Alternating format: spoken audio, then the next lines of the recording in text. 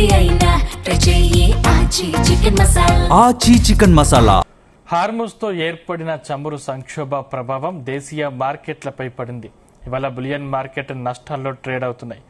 బంగారం 3,200 తగ్గింది.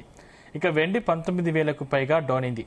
ఇక ఇవాళ క్రూడ్ ఆయిల్ ధరలు 3% పైగా పెరిగాయి.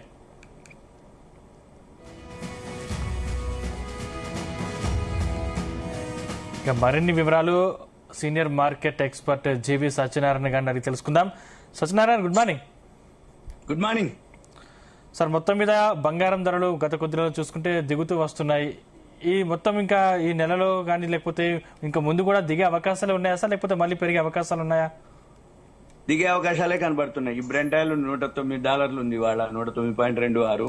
గోల్డ్ ఒక 2.5% పడిపోయింది, $4,562 ట్రేడ్ అవుతుంది. సిల్వర్ వచ్చి $77.54 ట్రేడ్ అవుతుంది. 9.12% పడింది రాత్రి ఏది సిల్వర్. అందుకే ఆ ఎఫెక్ట్ ఇప్పుడు ఇవాళ మన మార్కెట్ల మీద పడుతుంది.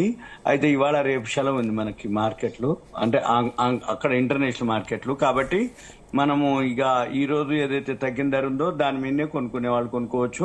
ఇవాళ రేపు అంటే ఇంటర్నేషనల్ మార్కెట్ సెలవు కాబట్టి మండే మార్నింగ్ కి, అంటే సోమవారం మనకి తెల్లవారుజామున, ఆదివారం రాత్రి అమెరికా మార్కెట్లు ఓపెన్ అయినాక సోమవారం తెల్లవారుజామున మనకి 4 గంటలకు అట్లా స్టార్ట్ అవుతుంది. 4:30కి మళ్ళీ 9 గంటలకు మన మార్కెట్లు ఏదైతే ఆ టైంలో ఏవైతే ధరలు ఉన్నాయో దాన్ని బట్టి మనం బేస్ చేసుకోవాలి.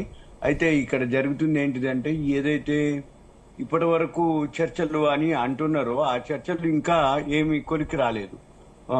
అంటే వాళ్ళు ఏమంటుండ్రు, ఇప్పుడు ఇరాన్ వాళ్ళు ఇదంతా చర్చలు జరుగుతున్నట్టే ఉంటది, జరగదు. ఎందుకు జరగదు అంటే నమ్మకం అనే ఒక వర్డ్. ఈ నమ్మకం, మేము అమెరికాని నమ్మే క్వశ్చన్ లేదు, అమెరికా వాళ్ళు మమ్మల్ని నమ్మొచ్చు. ఎందుకోసం అంటే మేము ఎట్టి పరిస్థితుల్లో ఏమి కూడా మేము, అంటే ఇరాన్ విదేశాంగ శాఖ మంత్రి అబ్బాస్ అరాగ్చి అన్నాడు అనమాట. ఏమని, ఈ ఉద్రిక్తతలు తగ్గాలంటే అమెరికా వాళ్ళు తన వైఖరి మార్చుకోవాలి. ఇరాన్ ప్రజలు కేవలం గౌరవప్రదమైన భాషకు మాత్రమే స్పందిస్తారు, ఒత్తిడికి బెదిరింపులకు ఎట్టి పరిస్థితుల్లో లొంగబోము అని ఆయన స్పష్టం చేయడం జరిగింది. ఆయన ఈ విషయం ఢిల్లీలో జరిగిన బ్రిక్స్ దేశాల విదేశాంగ మంత్రుల సమావేశం జరిగింది నిన్న, అక్కడ ఆయన మాట్లాడడం జరిగింది. అయితే ఈ ఇరాన్ అమెరికా మధ్య దౌత్యపరమైన, ఇప్పుడు పాకిస్తాన్ ఎంటర్ అయింది, చర్చలు అన్నారు, అది కాలేదు. ముందుకు పోకపోవటానికి కారణం ఏంటిదంటే నమ్మకం. అంటే అమెరికన్లు మమ్మల్ని పూర్తిగా నమ్మవచ్చు, మేము అమెరికా వాళ్ళని నమ్మకపోవటానికి చాలా కారణాలు ఉన్నాయి మా దగ్గర అని చెప్పేసి చెప్పడం జరిగింది. ఇదే మెయిన్ అవరోధంగా ఏర్పడటం జరిగింది. మా మీద ఒత్తిడి తెచ్చేందుకు అమెరికా వాళ్ళు చాలా విధాలుగా ప్రయత్నించారు. మేము గౌరవప్రదమైన భాషనే ఇరాన్ అంగీకరిస్తుంది, ఏ మాత్రం తేడా వచ్చినా మేమైతే లొంగేది లేదు అని ఒక అనౌన్స్మెంట్ చేయడం జరిగింది. అయితే ఇప్పుడు ఒకవేళ ఈ ఉద్రిక్తతలను ఆపటానికి భారతదేశం గనక ఏదన్నా గనక వస్తా అంటే మేము శాంతి నెలకొల్పడంలో సహకరించడం, అంటే భారతదేశం ఏదైనా మెరుగైన పాత్ర పోషిస్తాను అని అంటే ఓకే అన్నట్టుగా అభిప్రాయపడ్డాడు అబ్బాస్. అయితే పాకిస్తాన్తో జరిగింది కానీ కాలేదు అది. మళ్ళీ ఇప్పుడు భారత్ ఏదైనా ప్రయత్నానికి వస్తే మేము స్వాగతిస్తామని కూడా అనడం జరిగింది. అయితే ఈ పశ్చిమాసియాలో ఈ శాంతి నెలకొల్పటానికి చైనా గాని ఏ దేశం ముందుకు వచ్చినా, అంటే మిత్ర దేశాలు ఏవైతే ఇరాన్ కి మిత్ర దేశాలు ఉన్నాయో వాళ్ళు, అంటే మనం అనుకోండి, చైనా అనుకోండి, రష్యా అనుకోండి, ఎవరైనా ముందుకు వస్తే మేము రెడీగా ఉన్నాము, ఏ దేశం వచ్చినా మేము స్వాగతిస్తాం. మేము కూడా హర్ముజ్ జలసంధి క్లిష్టంగానే ఉంది, తెరవటానికి మేము రెడీగానే ఉన్నాం. కాకపోతే ఇరాన్ తో ఏదైతే తలపడుతున్నటువంటి దేశాల నౌకలు తప్ప మిగిలిన దేశాల యొక్క నౌకలు మేము తెరిచే ఉంచాము అని ఆయన ఎక్స్ప్లెయిన్ కూడా చేయటం జరిగింది. యుద్ధం గనక సానుకూలంగా గనక తొందరగా ముగిస్తే పరిస్థితులన్నీ మళ్ళీ పాత మాదిరి ఎప్పట్లానే సాధారణ స్థితికి చేరుకుంటాయనేది ఒక వార్త. అయితే ఇది కొంచెం పాజిటివ్ న్యూసే. ఎక్కడో ఒక దగ్గర వాళ్ళు కూడా రెడీగా ఉన్నారు. అయితే ఇప్పుడు రష్యా వాళ్ళ, చైనా వాళ్ళ, మనమా, లేకపోతే వీళ్ళు ముగ్గురులో ఎవరో ఒకళ్ళు ఇద్దరా అనేది మనము వేచి చూడాలిగా. అదొకటి. రెండోది ఏంటిది, ఇప్పుడు మన ప్రధాని యుఏఈ అబుదాబి అక్కడ పర్యటనకి వెళ్ళటం జరిగింది. మళ్ళీ ఇప్పుడు వేరే దేశాలు కూడా స్వీడన్, ఇటలీ వెళ్లే ప్రయత్నంలో ఉన్నారు. అంటే ఇవన్నీ సఖ్యత కోసం చర్చలు జరుగుతూనే ఉన్నాయి. కానీ ఇప్పటి వరకు ఇప్పుడు చర్చలు కాకుండా మామూలుగా అంటే ఒప్పందాలు జరుగుతాయి అన్నమాట. ఇది మనకి ఇప్పుడు చూడవలసిన మనము వార్త.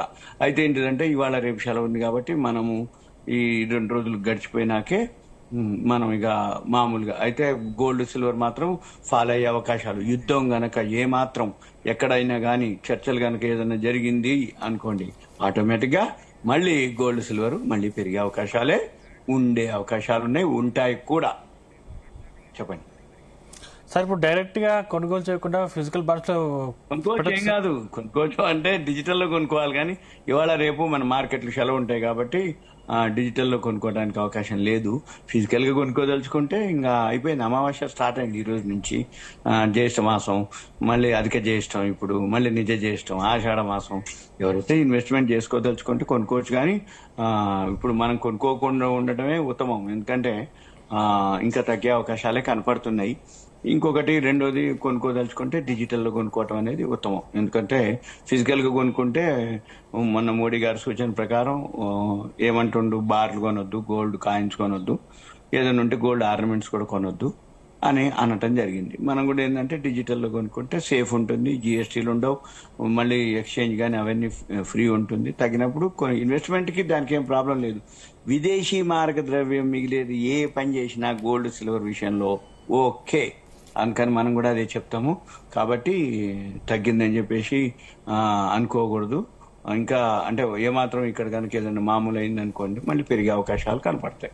కాబట్టి నా ఉద్దేశ ప్రకారం, నా సూచన ప్రకారం ఎవరైతే కొనుక్కోదలుచుకున్నారో డిజిటల్లో మనం కొనుక్కోవాలి, కానీ పెద్ద మొత్తంలో కాదు, కొద్ది మొత్తంలో కొనుక్కోవచ్చు. మళ్ళీ ఇన్వెస్ట్మెంట్ అంటే మళ్ళీ ఇదే ఇన్వెస్ట్మెంట్ కిందనే, ఎక్కువ కాకుండా అన్నమాట. ఇప్పుడు అబుదాబిలో కూడా అంటే యుఏఈ వాళ్ళు $5 బిలియన్ మన దేశంలో పెట్టుబడి పెడుతున్నట్టుగా ఎవరైతే యుఏఈ అధ్యక్షుడు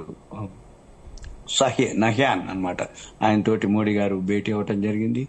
ఇక వాళ్ళు $5 బిలియన్ మనం అంటే వాళ్ళు దేనికి వస్తుంది అంటే ఇంధన భద్రత, ఎల్పిజి ఇక లాంగ్ టర్మ్ సప్లై కోసం. అంటే ఇప్పుడు మనం ఆల్టర్నేటివ్ దేశాలు ఎందుకు పోతున్నాం, ఏ దేశాల్లో ఏమేమి ఉన్నాయి, గల్ఫ్ కంట్రీస్ లో కానీ ఎక్కడైతే ఈ క్రూడ్ ఆయిల్ అనుకోండి, మనకి క్రూడ్ ఆయిల్ లేదు, గ్యాస్ లేదు, నూనెలు లేవు, ఇవన్నిటి దిగుమతి కోసం కమ్యూనికేషన్ కోసం రక్షణ సహకారం, వాణిజ్యాలకు సంబంధించిన ఒప్పందాలపై తాజాగా సంతకాలు కూడా జరిగిపోయినాయి.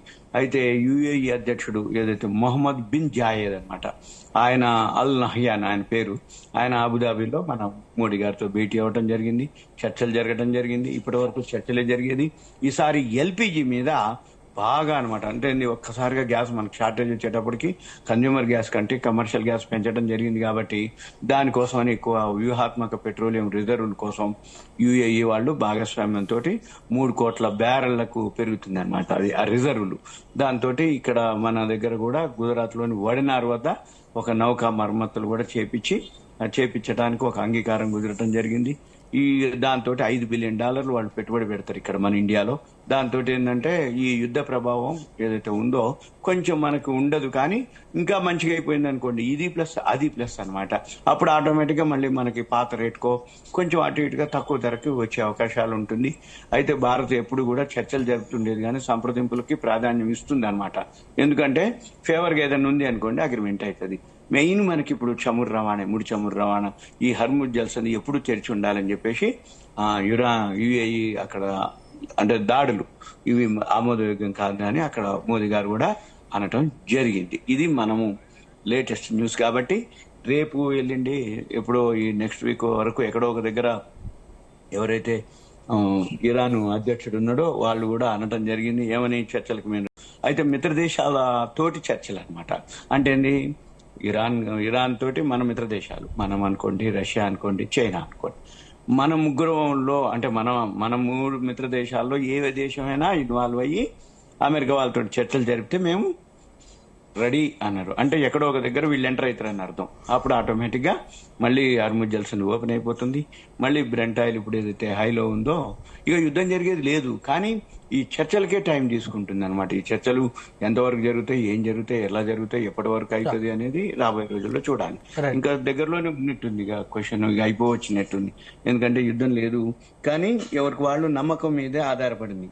అంటే ఇరాన్ వాళ్ళు అమెరికాని నమ్మరు, అమెరికా వాళ్ళు మాత్రం ఇరాన్ ని నమ్మినట్టే చర్చలు అంటారు, మళ్ళీ వాళ్ళు చేయట్లేరు. కాబట్టి ఇక్కడ కొంచెం కమ్యూనికేషన్ గ్యాప్ వస్తుంది.